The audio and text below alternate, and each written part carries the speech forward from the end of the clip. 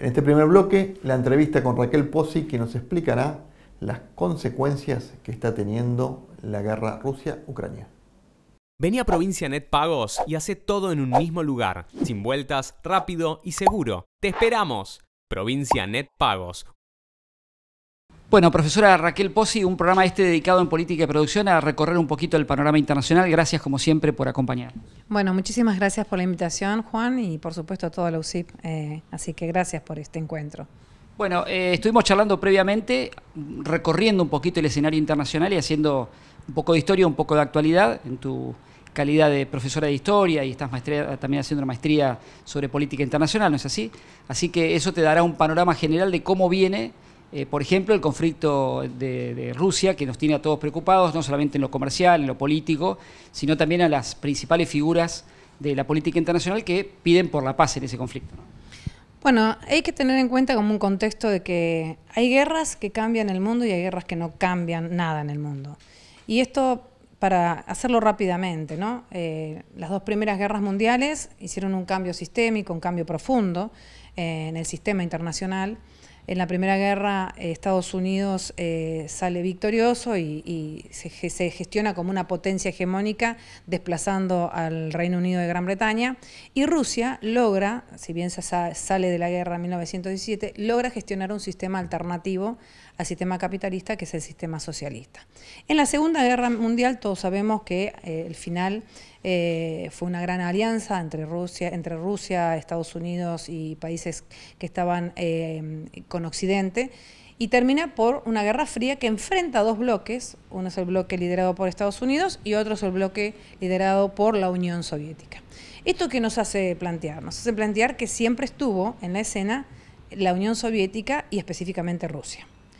El enfrentamiento de la guerra de Rusia y Ucrania es un enfrentamiento que viene desde mucho tiempo, desde que Ucrania estaba integrando la Unión, la URSS, y allí se gestiona uno de los grandes genocidios que no se nombra muchísimo, genocidios por parte de Rusia, que es el genocidio Holodomor, contra Ucrania, contra los kulaks de Ucrania, que son los pequeños productores, y allí, bueno, más de 1 millón de personas perdieron la vida.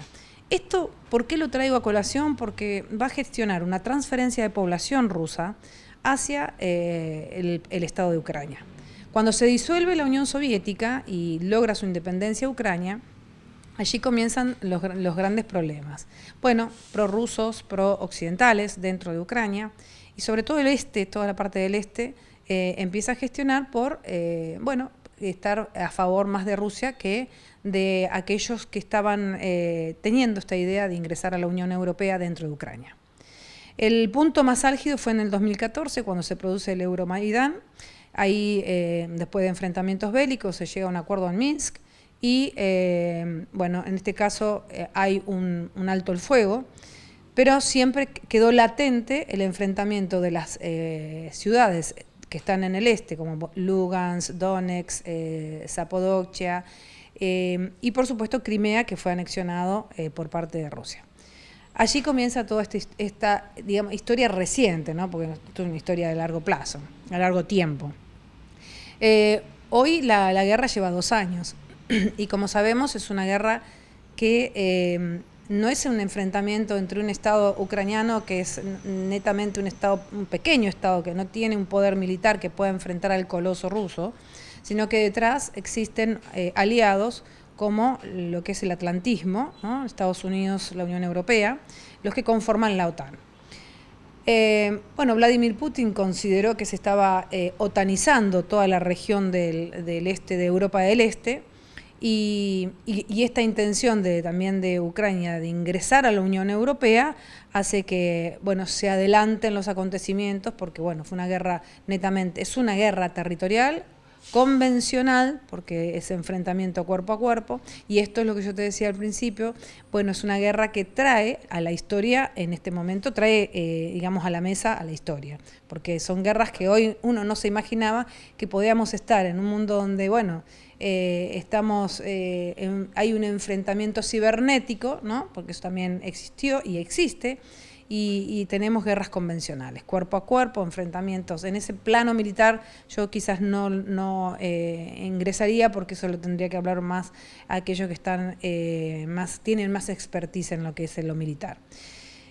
Hoy la guerra entre Ucrania y Rusia, y tenemos a una Rusia que lentamente, es una guerra lenta y que está desgastando sobre todo a la Unión Europea, quien es el que está entre medio de las decisiones que ha tomado Estados Unidos de enfrentar a Rusia, ¿no? Esta es la idea.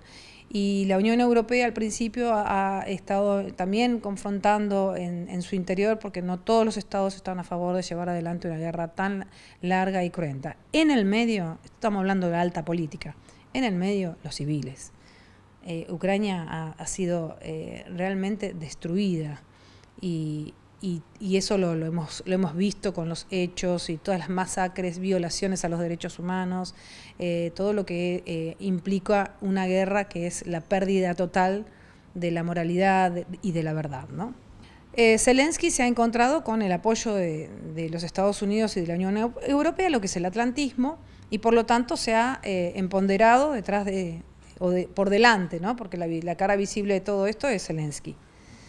Y por el otro lado sabemos perfectamente que Vladimir Putin, ya lo venía anticipando Vladimir Putin en sus alegatorios frente a la televisión pública en el 2005, hizo un programa en el cual dijo, bueno, si piensan que la Unión de República Socialista ha implosionado, ese es el gran drama geopolítico del siglo XX, bueno, en este momento Rusia está pensando en otras cosas.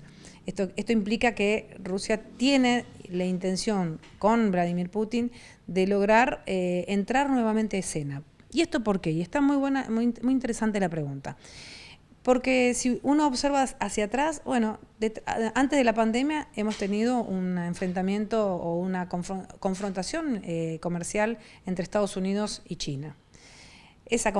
Sigue estando esa confrontación comercial. Después vino la pandemia y quedaba fuera Rusia. Es decir, Rusia, para mostrar, tiene el poder militar. Y tiene algo importante, que eso lo ha heredado de la Guerra Fría, que es el poder nuclear.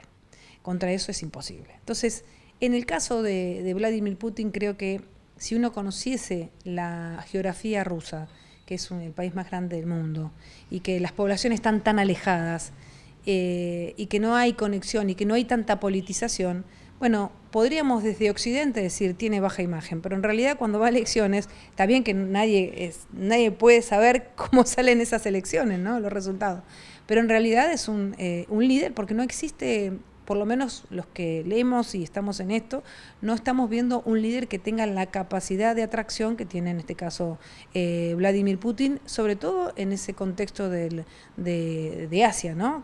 En relación con China, ¿no? País euroasiático, Rusia, por supuesto.